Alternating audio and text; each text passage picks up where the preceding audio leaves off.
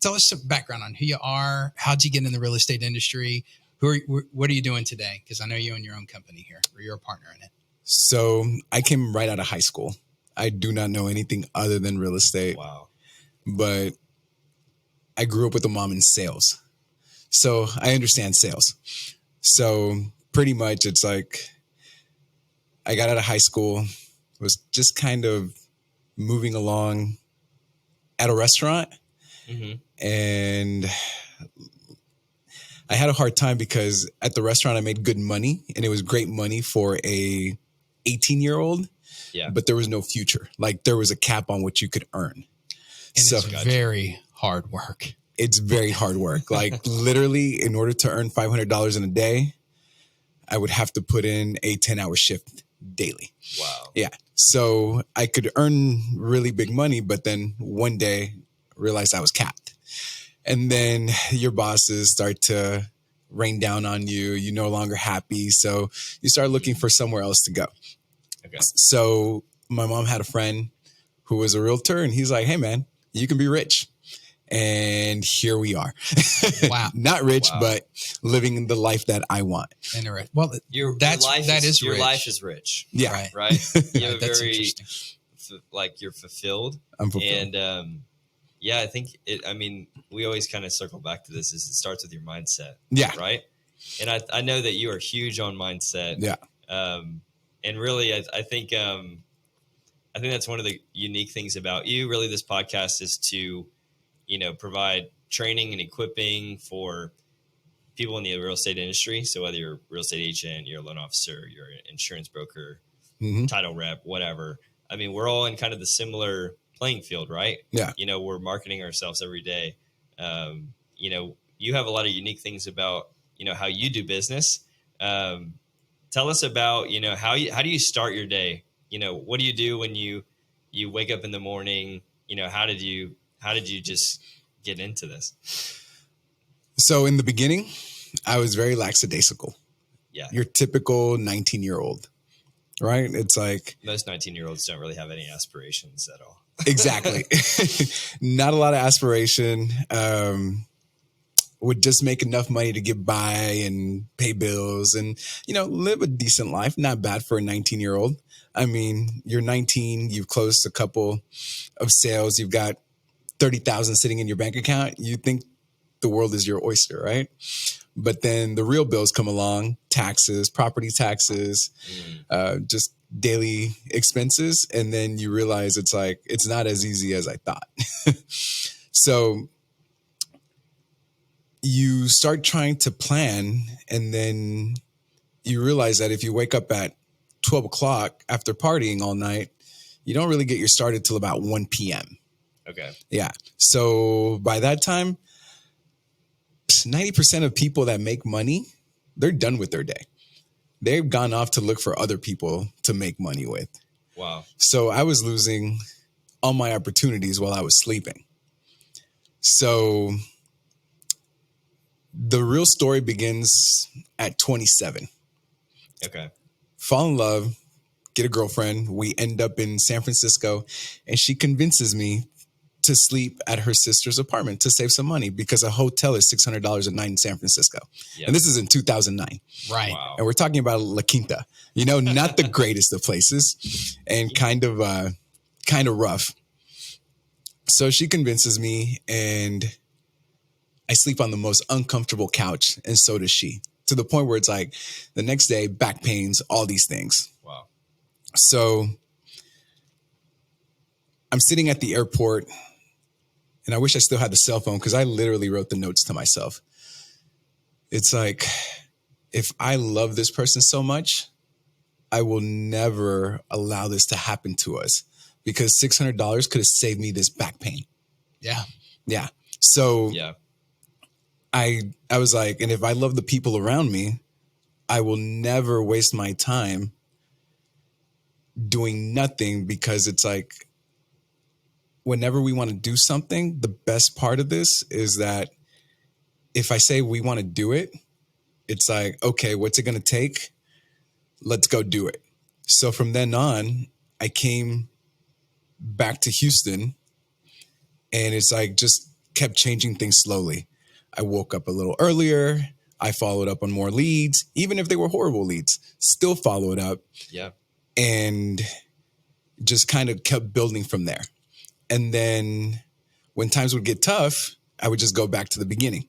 Let's go back to the open houses. Let's go back to holding open houses for leases. Just didn't want to spend time just sitting around, not actually doing anything.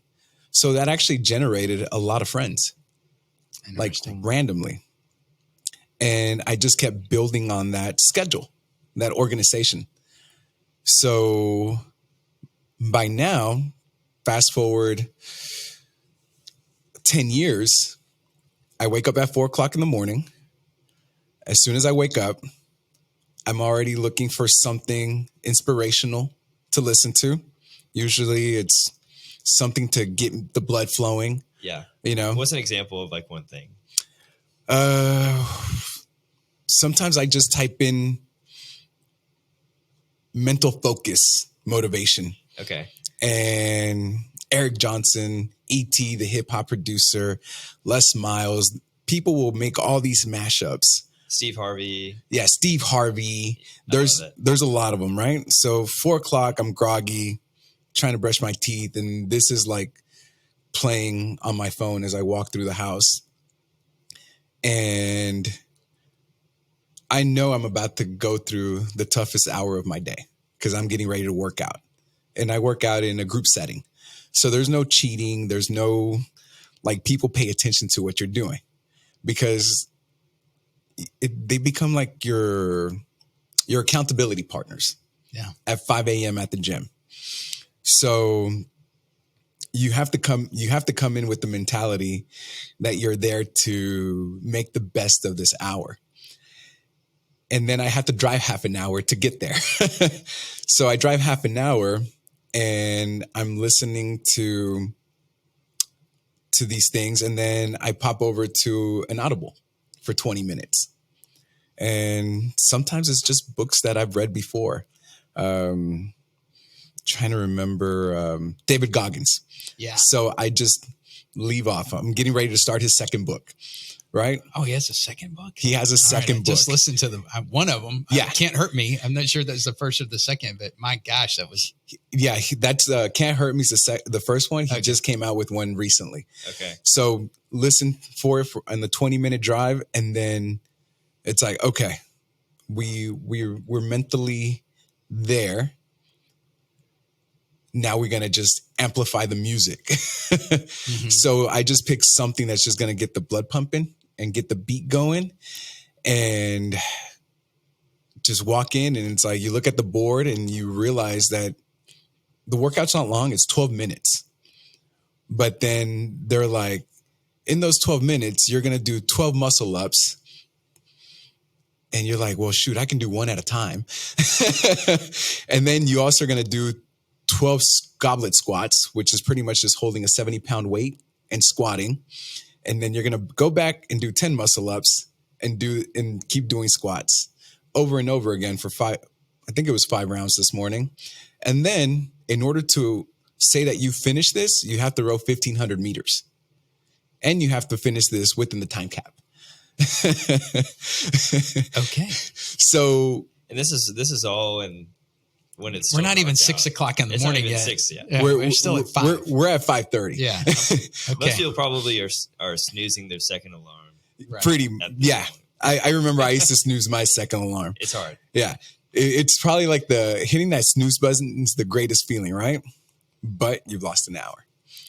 And so now you've done this. Your people have held you accountable. And sometimes I'm not ready to drive back because traffic. It's traffic. It's Houston. It's 7. Well, no, what is it? It's like 6:30. I'm coming in from downtown back into West Houston, and traffic's already built up. So sometimes I just pull out my cell phone, and I'm like, okay, we're gonna check out emails.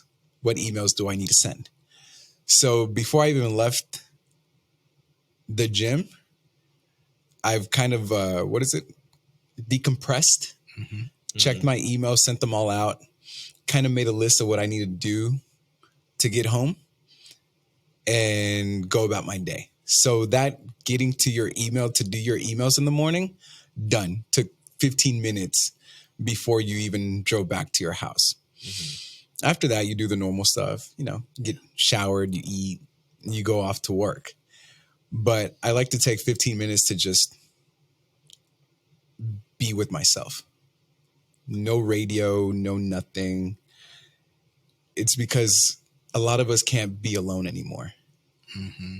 And in real estate, so true. Yeah, in real estate, being alone is a big factor. If you expect everybody to like you, you're in the wrong industry. Because even though you want to help everybody, you can't. And some people are not trying to be rude, but they just flat out honest and will flat out just be like, no, I don't need your help. And you're like, but I'm trying to help you. Don't need ya. And you're like, why? It's like, I provide great service. It's like, just nothing personal, just don't need you. And that's it. They don't give you a reason. And as humans, we are wired to, I don't know what the correct word is, but it's like to fulfill and please people. Mm-hmm. And in real estate, no matter what you do, you can't please them all. Right. So true. Because they're really saying no to your offer. Mm-hmm.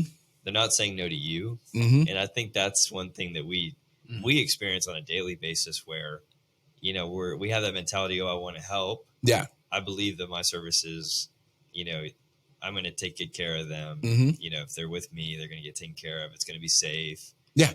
Because you're a professional, right? Yeah. Because you're a professional. You realize, I'm going to purchase a home, or my kids are going to purchase a home. I want to do things the right way, but sometimes that's not enough, right? Sometimes, you think they're saying no to you and it can keep you from, it'll like derail you. Correct. And it'll just wreck your day. And that's what the 15 minutes of focus is on the drive.